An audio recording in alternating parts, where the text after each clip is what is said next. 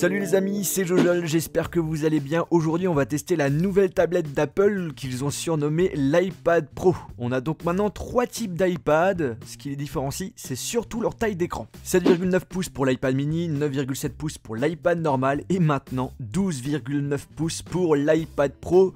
Oui, j'ai bien dit 12,9 pouces, c'est juste énorme, c'est presque la même taille d'écran que mon MacBook Air. Destiné à une cible plus tournée professionnelle, Apple nous explique qu'ils se sont lancés dans cette grande taille pour faciliter l'utilisation de certains besoins comme le montage vidéo, le montage photo ou encore pour dessiner des futures créations, notamment avec leur stylet Apple Pencil, vendu séparément pour 109 €. Oui, ça fait cher le stylet.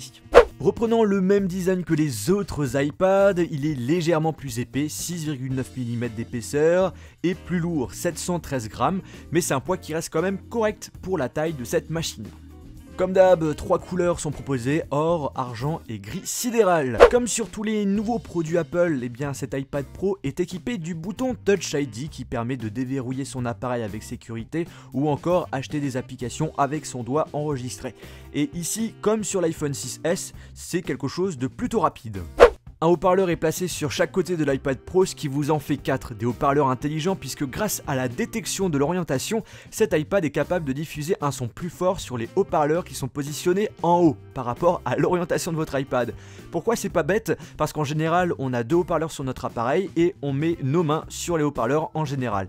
Et du coup, on empêche la diffusion du son. Je trouve ça vraiment intelligent de la part d'Apple, comme ça vous avez aucun problème pour la diffusion de son. Et Apple n'a pas rigolé par rapport à la qualité de son puisque celle-ci est vraiment excellente. Autour de l'appareil, nous avons les boutons volume à droite, le bouton power en haut avec la prise jack. À gauche, on a le système pour alimenter normalement le clavier Apple, le Smart Keyboard, disponible uniquement en QWERTY. Bref, au niveau des connectiques, on n'a qu'un seul port Lightning, vous pouvez pas lire directement le contenu d'une clé USB ou d'une carte mémoire, il faudra acheter l'accessoire qui va avec.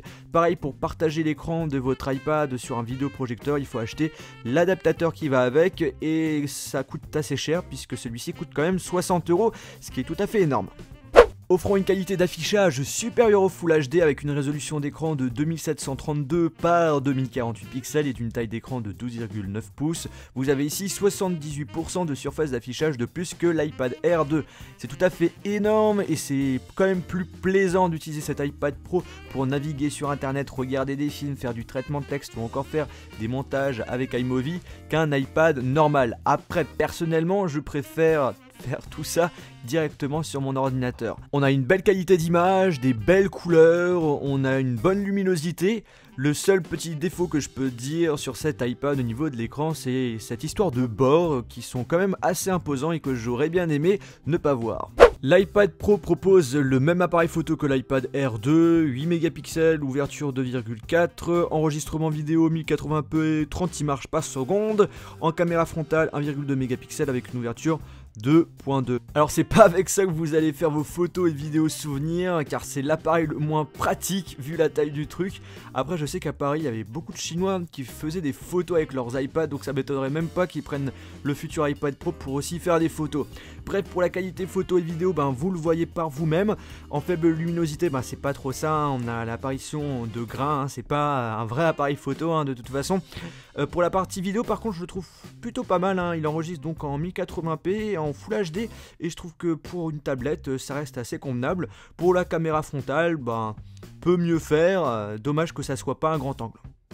L'iPad Pro est très performant, très rapide, équipé d'un processeur A9X 64 bits, 2 cœurs cadencés à 2,2 GHz et de 4 Go de RAM. C'est ici l'appareil iOS le plus puissant qui existe aujourd'hui. Les applications s'ouvrent très rapidement, pareil pour les jeux, les graphismes sont d'ailleurs excellents, mais sérieusement c'est trop grand pour jouer. Même moi en ayant des grandes mains, j'ai galéré pour jouer avec certains jeux, c'est pas du tout pratique. Ici vous avez deux capacités de mémoire au choix, 32 Go et 128 Go. Après sachez qu'il y a une deuxième version de l'iPad Pro, hein, celui où il est possible de mettre une carte SIM 4G et du coup avoir internet partout à condition d'avoir le forfait qui va avec. Celui-ci est dispo uniquement en 128 Go et non en 32 Go. En ce qui concerne l'autonomie, je vous en parlerai plus en détail dans ma vidéo avis qui sera dans la description de la vidéo quand la vidéo sera disponible, mais à première vue ça a l'air d'être vraiment pas mal. Pour vous donner un petit exemple, j'ai lancé pendant 1 heure le jeu Epic Citadel avec une luminosité à fond avec l'écran allumé et j'ai perdu 28% de batterie. Donc pour une utilisation normale, je pense qu'il n'y aura aucun problème pour tenir la journée. Par contre pour une utilisation vraiment intensive, si vous avez l'intention d'utiliser cette iPad Pro durant la journée pendant vos cours par exemple, la batterie risque de ne pas tenir, il faudra recharger cet iPad durant la journée. L'iPad Pro est sous iOS 9 et on a pas mal de nouveautés assez pratiques pour les tablettes d'Apple. On a tout d'abord Slide Over où il est possible d'ouvrir une seconde application qui est installée de base sur la tablette, hein, ça ne marche pas pour toutes les applications et vous pouvez ne pas quitter ce que vous êtes en train de faire. Par exemple, je suis en train de regarder une vidéo sur YouTube, je peux par exemple aller sur Safari, tout simplement. On a ensuite Split View qui permet d'effectuer plusieurs tâches en même temps en utilisant notamment 2 applications ouvertes en simultané, mais ça ne marche que avec les applications installées de base par Apple, donc c'est un petit peu dommage. Puis vous avez image dans l'image, vous pouvez par exemple rester discuter sur FaceTime ou encore regarder une vidéo tout en faisant autre chose. Pour cela, on appuie sur le bouton principal de son iPad et votre fenêtre va se réduire et vous pouvez la placer dans n'importe quel coin de votre écran. Après on a des fonctions qu'on retrouve sur l'iPhone 6S comme le fait de déplacer le curseur d'écriture avec les 2 doigts sur le clavier. On a aussi Siri, puis après une autre fonction plutôt pratique et qu'on trouve sur les autres iPads. Concrètement vous pouvez naviguer sur les applications qui sont ouvertes en arrière-plan juste avec vos 4 doigts. Donc vous slidez à droite, à gauche avec les 4 doigts et vous pouvez afficher également le mode multitâche en allant slider de bas vers le haut avec vos 4 doigts. Personnellement je trouve cette machine sympathique, mais pour mon utilisation je préfère amplement utiliser un ordinateur. Je vais jamais faire un montage sur cet iPad tellement c'est pas si pratique que ça. On est limité au niveau de l'utilisation de l'application. Je pourrais jamais avoir la même qualité de montage qu'on peut avoir sur un ordinateur sur cet iPad. Là, j'ai l'impression qu'Apple veut transformer son iPad Pro comme une sorte d'ordinateur.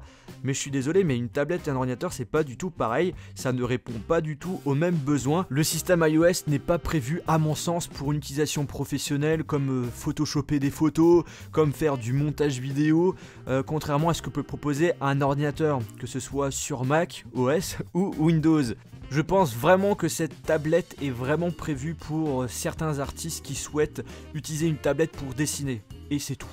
En plus pour le prix c'est vraiment super cher, pour la version 32 Go c'est 919 € et pour la version 128 Go 1099 € et 1249 € pour la version cellulaire, c'est extrêmement cher.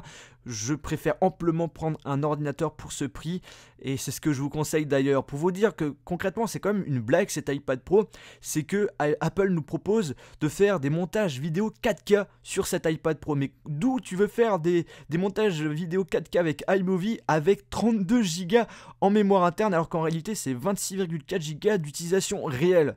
Bref, vous, qu'est-ce que vous en pensez de cet iPad Pro? N'hésitez pas à me dire tout ça via les commentaires de cette vidéo. J'espère que cette vidéo vous a plu. Si c'est le cas, n'oubliez pas de mettre un pouce bleu. Et sur ce les amis, on se retrouve dans une prochaine vidéo. Salut!